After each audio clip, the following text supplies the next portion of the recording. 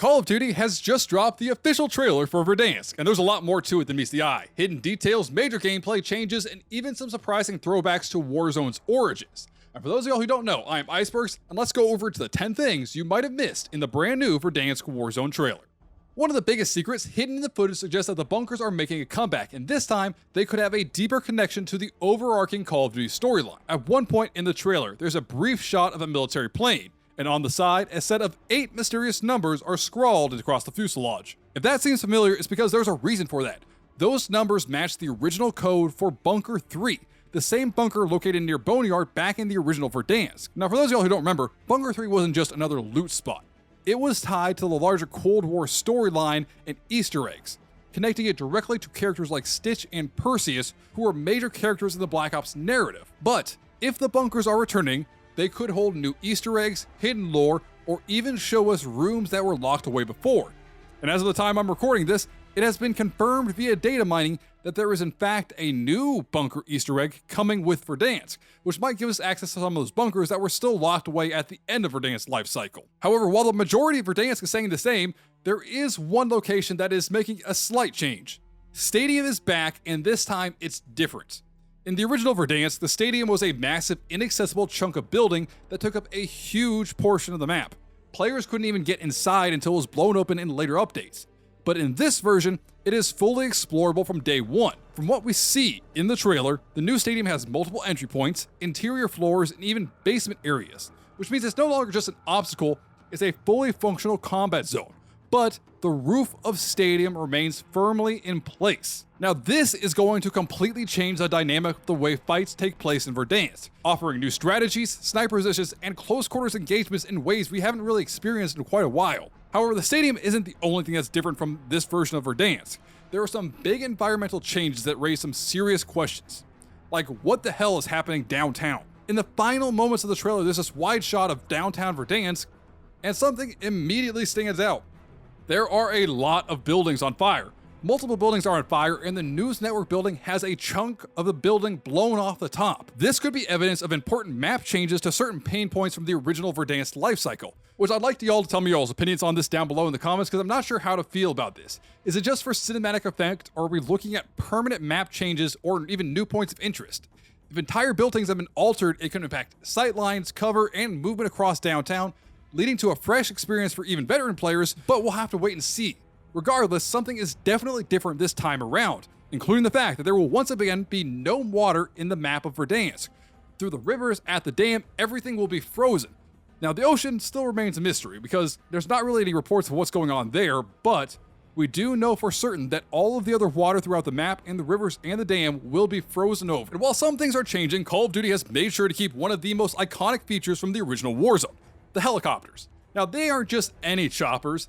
The original Warzone transport helicopters are returning, and they played a huge role in how teams moved across the map. And for those players who remember, in the early days of Warzone, choppers weren't just a way to get around. They were key for quick rotations, rooftop fights, and even insane squad plays of dropping off your teammates right on top of an enemy.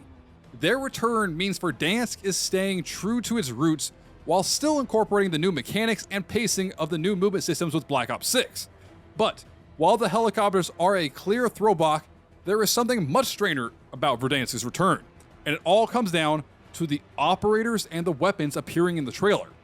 Throughout the trailer, we see a mix of characters from multiple Call of Duty timelines. The Ranger operator from Modern Warfare 2, Nazir from Black Ops 6, and even Domino from Modern Warfare 2019. Now, the inclusion of Domino is especially interesting because it suggests that characters from Modern Warfare 2019 are crossing over into the new Warzone. But what does this mean for Verdansk? Is this just a nod to the original Warzone, or are we looking at a deeper level of integration between all the Modern Warfare and Black Ops games?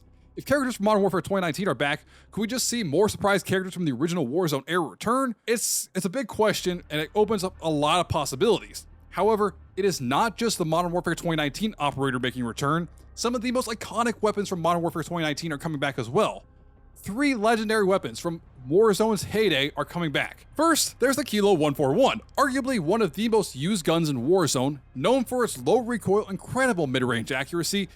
It is a go-to weapon and was a go-to weapon for millions of players. The big question is, will it still hold up today in Warzone's meta, or has it been rebalanced and become ineffective? Next up is the HDR, the same sniper rifle that Hadir built in the Modern Warfare 2019 campaign and the go-to long-range option for a huge portion of Warzone's lifespan. If it returns with its original damage profile, we might see a resurgence of the classic Verdansk sniping battles across rooftops and trying to snipe people as they run in from the outside of the downtown area. But, and finally, there's the CR56 AMAX, a fan-favorite weapon from Modern Warfare 2019 that dominated Warzone's mid to long-range meta.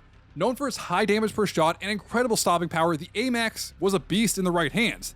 But the question is, will it return to its pre-nerf form, or will it be balanced differently for Verdansk's return? But all of this, the map changes, the classic weapons, the returning operators, wouldn't mean much without the one thing that separated Warzone from the rest of the Battle Royales.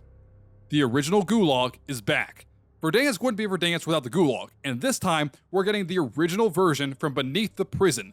The same showers, the same tight corridors, and of course, the same brutal 1v1 battles to the death. For veteran players, this is kind of a nostalgic return to one of Warzone's most intense mechanics, and just like before, it wouldn't be a true gulag fight without enemy spectators throwing rocks from above, messing with your aim, and making that fight for survival a little bit harder. But this brings us to the biggest question of all. What does this mean for Warzone? Verdansk is back, but it's not just a simple remaster of the old map. New bunker secrets, stadium changes, building changes possibly, returning helicopters, and classic meta weapons. This version of Verdansk is shaping up to be a blend of nostalgia and experiencing some new things. There is more to discover when the official Call of Duty blog post comes out talking more about Verdansk. So make sure you subscribe for all the latest Call of Duty information, but if you really want to explore an interesting story, click on this video right here where I talk about the most tragic story in all of Call of Duty.